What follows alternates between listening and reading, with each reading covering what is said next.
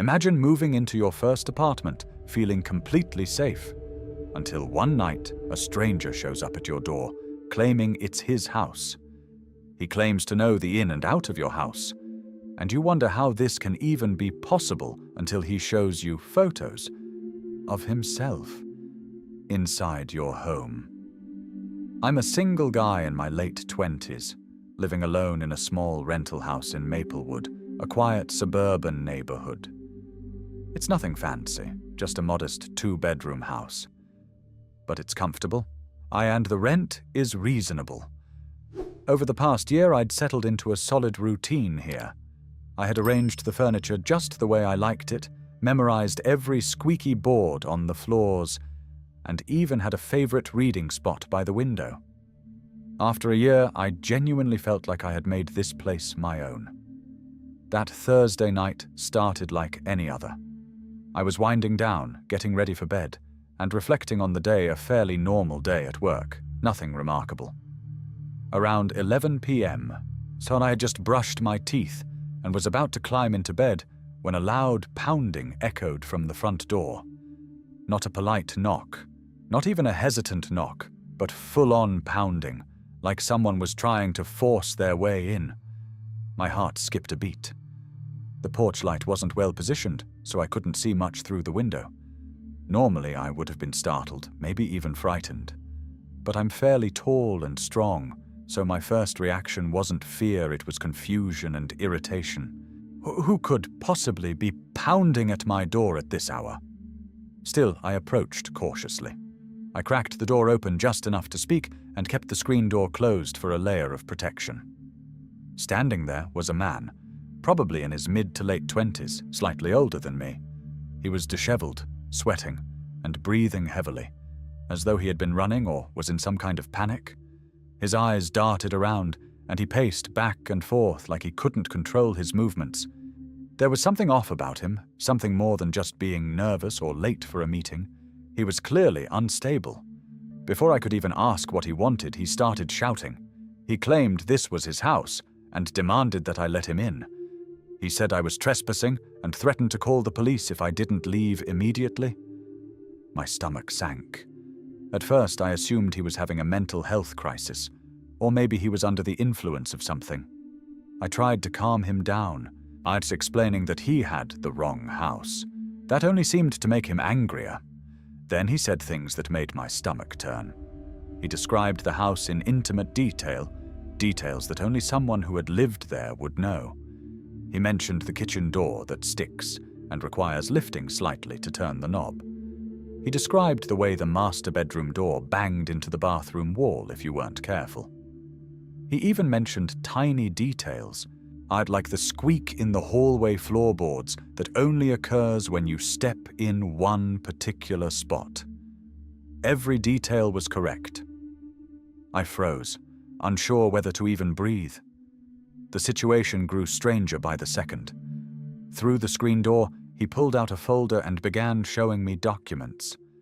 There was what appeared to be a lease with his name on it, dated 6 months before I'd moved in. He had pieces of mail addressed to him at my house. Everything looked official, though I suspected it had been altered or forged. My mind raced. How could a stranger possibly have access to these things? Then came the photos. He pulled out his phone and started showing images of himself inside my house. There he was, sitting on my couch, cooking in my kitchen, even lying down in what is now my bedroom. The photos looked recent and legitimate, not staged. Some even included other people I didn't recognize. One photo showed a small gathering at the kitchen table, with a box of decorations nearby that suggested a recent holiday event. The authenticity of the images made my head spin. I started questioning my own memory. Had I somehow blocked out sharing this house with someone? Was I imagining things? The entire scenario felt surreal, like I had stumbled into some alternate reality. I told him I would call the police to clarify everything. The moment I mentioned the police, his demeanor changed completely. He went from frantic and aggressive to calm, and almost eerily so. He said he would wait outside while I made the call. Then, without another word, he walked off into the darkness. I watched from the window, but there was no trace of him. It was as though he had vanished into thin air. About 10 minutes later, the police arrived. I explained the entire situation, emphasizing the documents and photos he had shown me. The officers were professional and calm. They suggested I contact my landlord and the previous tenants to see if there had been any confusion. I had all the proper documents proving I was renting the house, but the officers seemed more concerned that the person was gone and unlikely to return. I followed their advice. My landlord helped me get in touch with the previous tenants. They had no idea who the man was, and they had never lived with anyone like him. The landlord confirmed he had no record of anyone matching that description renting the house before me. Nothing added up. 2 weeks later, the nightmare escalated. I came home from a night out with friends to find my house in disarray. It wasn't a typical burglary. Valuables weren't taken. Instead, it looked like someone had been searching for something very specific. Drawers were pulled open, cabinets emptied, and rooms turned upside down.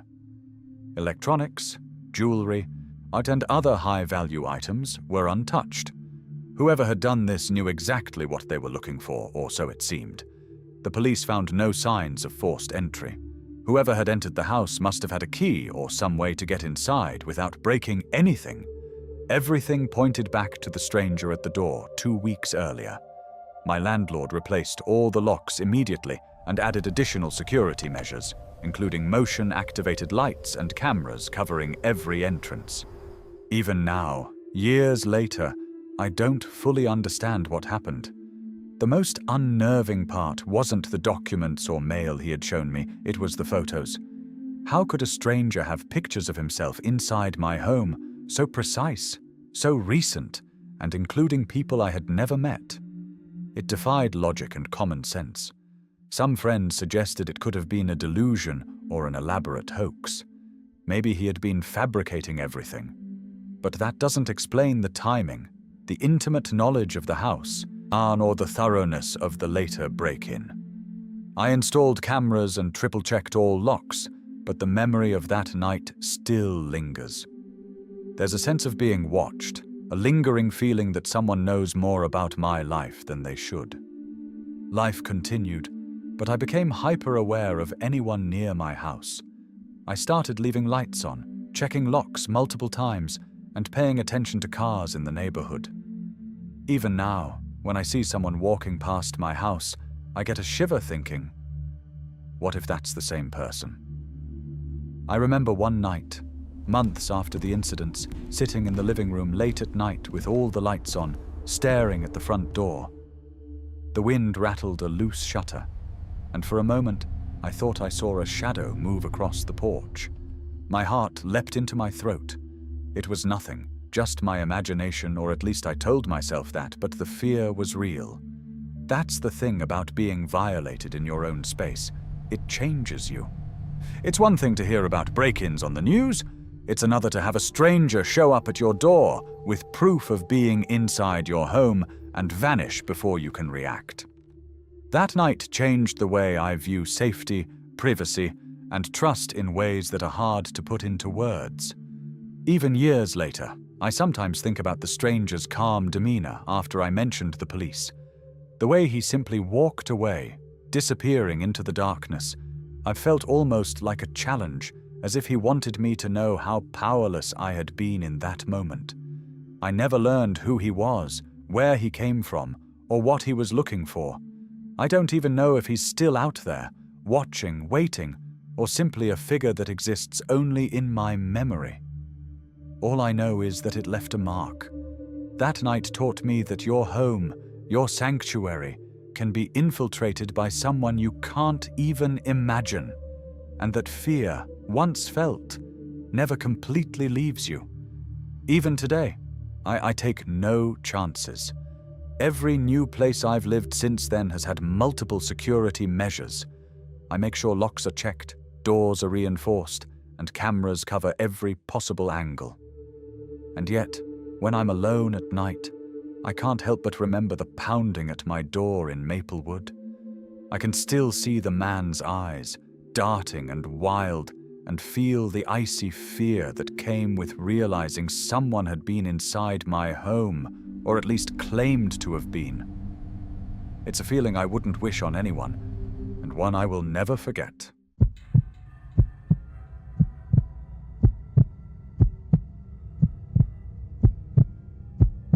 One late night, my home turned into a trap, with strangers searching through drawers for something only they know exists. What would you do when you realize someone has been inside your home, knowing exactly where to go? This all happened about 10 years ago, when I was 20. My elder brother Ryan and I lived with our parents in a modest single-story house tucked into a quiet suburban neighborhood in Springfield. It wasn't a large house, but it had enough space for a family of 4 to live without feeling crowded. My bedroom had always been a shared space with Ryan, which wasn't uncommon for siblings our age. 2 twin beds were set up on opposite sides of the room, each with its own dresser and closet. It wasn't particularly cramped, but it wasn't exactly comfortable either. We didn't have space for a proper desk, so most of our homework ended up being done either in the basement on a small folding table or in my dad's office upstairs. The setup worked, but it always felt a little makeshift, like we were constantly squeezing into space that wasn't fully ours. When Ryan left for college, I remember feeling a mix of excitement and disbelief. For the first time, I had the room to myself. After getting his permission, he was surprisingly generous about it. I moved his bed out and claimed the space. Finally, I could have a proper desk for studying, a real chair, and a corner for all my books and personal items.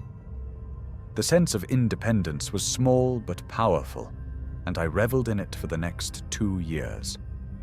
It was liberating not to have to do homework in the dim basement light or at my dad's office desk, constantly worried about being in someone else's way. That arrangement lasted perfectly until I, too, left for college. Years later, after graduation, Ryan had landed a good city job in Springfield and moved back into our parents' house. I had also returned home temporarily while figuring out my first job. The dynamic had shifted. Ryan's first order of business upon returning was to redesign the bedroom I had meticulously organized in his absence. I'll admit I was a little irritated at first. Every shelf, every stack of books, every small piece of decor I had arranged was now replaced or repositioned. But my parents reminded me, somewhat gently, that I had done the exact same thing when he had left for college. Fair enough. Reluctantly, I accepted it, though a small part of me still mourned my reclaimed territory.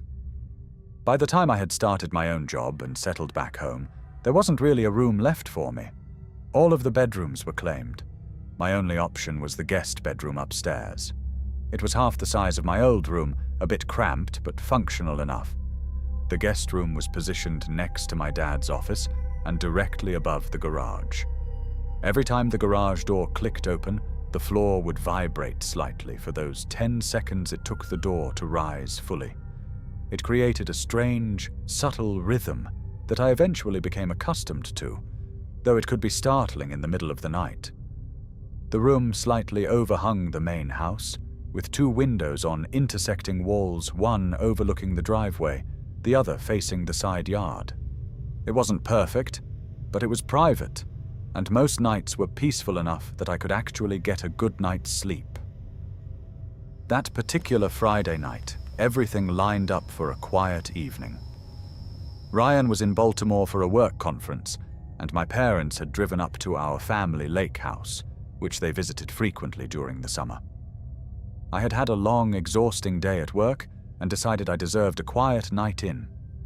I ordered takeout, made a small pile of snacks next to the bed, and settled in with a book. It felt good to be alone in the house for once, quiet, calm, nothing demanding my attention. It was around 11:30 p.m. when I finally relaxed under the covers. The house was silent, save for the occasional creak that old houses always seem to have. Then, cutting through the stillness, I heard it. the unmistakable hum of the garage door starting to rise, accompanied almost immediately by that low, vibrating tremor under my feet. I froze. My mind raced, trying to account for what I was hearing. None of my family should have been home. My parents were supposed to stay at the lake house until Sunday. Ryan wasn't scheduled to return until Saturday afternoon. I felt my heart begin to pound in my chest, a tightening anxiety that seemed to grip my entire body. Every rational thought raced through my mind, trying to come up with an explanation, yet the fear underneath refused to be ignored. I threw back the covers and crept to the window facing the driveway. It was too dark to make out any details, but the garage door was open. I couldn't see a car inside, nor could I tell who might have opened it. My first instinct was to arm myself. I slid open the closet door and grabbed an old baseball bat my parents had kept for years, a flimsy piece of reassurance, but the best I had in the moment. Moving cautiously down the stairs, I tried to calm myself. Maybe it was my imagination. Maybe the garage had malfunctioned. Perhaps my parents or Ryan had suddenly returned, though that seemed unlikely. But then, faint voices drifted toward me from the main part of the house. They were too quiet to distinguish words, but I could tell there were at least two people moving around, talking softly. My stomach sank. Someone had entered our home. My hand shook as I pulled out my phone and dialed 911, whispering our address and trying to explain the situation. The operator's calm instructions filled the room. Stay put. Do not announce your presence. Remain safe. But my panic was rising too fast to just wait. I wanted to do something to act rather than wait for whatever would come next. Against the operator's advice, I crept down the hallway, bat raised tightly in my grip. The closer I got to the voices, the louder my pulse became. When I reached the doorway to my parents' bedroom, I could hear the unmistakable sound of drawers opening, so items being shifted around. They weren't just wandering, they were searching for something valuable. I took a deep, steadying breath. It was dangerous, perhaps reckless, but I knew I had to act. I shouted, hoping to startle them, and stepped into the room. Two men were there, caught completely off guard by my sudden appearance. The element of surprise gave me a brief advantage. I raised the bat, hoping to scare them away. He staggered back, cursing, and I prepared to strike the second, but he lunged toward me. We fell in a tangle on the floor, and I quickly realized he was much stronger than I was. He grabbed the bat from my hands and pinned me down. In his other hand, he held a shiny object I couldn't make out in the dim light. Frozen in fear, I felt helpless. It was only then, in the distance, that I heard it, the faint wail of police sirens. The intruders froze, their attention torn. As the sirens grew louder, they bolted, racing out the back door. Relief and terror collided in my chest as I realized I was still alive. Moments later, I woke to the sight of a police officer kneeling beside me, checking to ensure I was okay. My head throbbed painfully, and I was dazed, but I was conscious. He explained that the intruders had fled when the sirens approached. My parents and Ryan were contacted immediately, and although everyone was shaken, thankfully no one had been physically harmed. The police combed the neighborhood, but the men were never found. My parents installed a full security system that very night: cameras, motion sensors, reinforced locks, and lights. But what unsettled me the most was how targeted the break-in had been. All doors were locked, the garage door button was hidden in my dad's car, yet they had entered without any signs of forced entry. Whoever they were, they knew exactly when the house would be empty. Even stranger, they didn't take much of monetary value. Family photos in frames, our prescription bottles, small keepsakes, things with sentimental weight, but little worth in cash. Their actions felt deliberate, almost personal, as if they were trying to send a message or exert control. The police suggested it was likely someone familiar with our routines, someone who might have known the household well enough to plan this intrusion. We installed more security measures, I set up a Ring camera, and I couldn't shake the feeling that we had been deeply watched. That night changed me in ways words can barely capture. Confronting the possibility of injuries, even for mere minutes, gave me a perspective I had never known. It sharpened my awareness, made me appreciate small things I had taken for granted. The quiet of the house, the warmth of familiar spaces, even the comfort of my own bedroom. The tension, fear, and adrenaline mingled to create an indelible memory. It is a story I will never forget. A night when the ordinary became extraordinary in the most terrifying way possible. Even now, years later, walking past that guest room or hearing a garage door click, I feel a shiver of unease. That night remains a vivid reminder of the fragility of safety and how suddenly the familiar can turn dangerous. I survived, but the experience left an imprint that reshaped the way I view both home and life.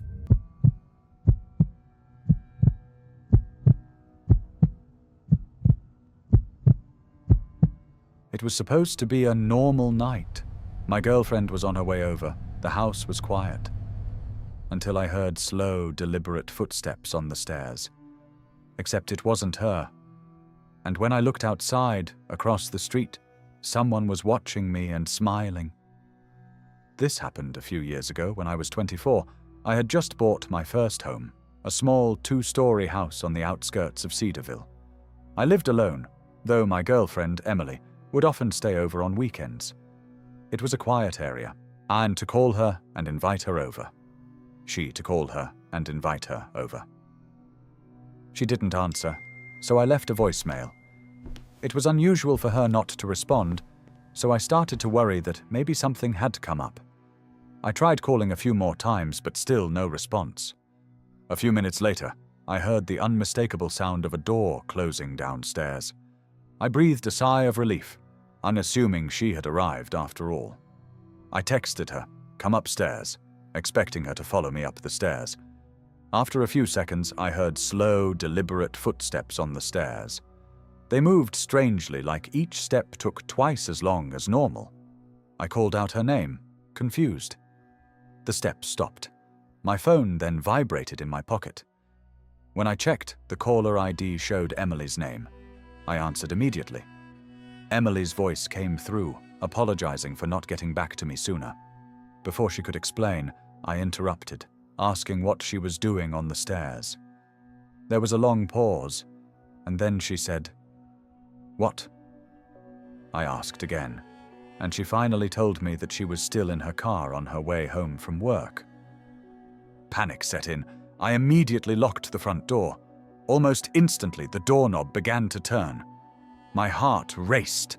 I yelled, "Get out of here before I call the police!" Whoever was in the house ran down the stairs and bolted out the front door.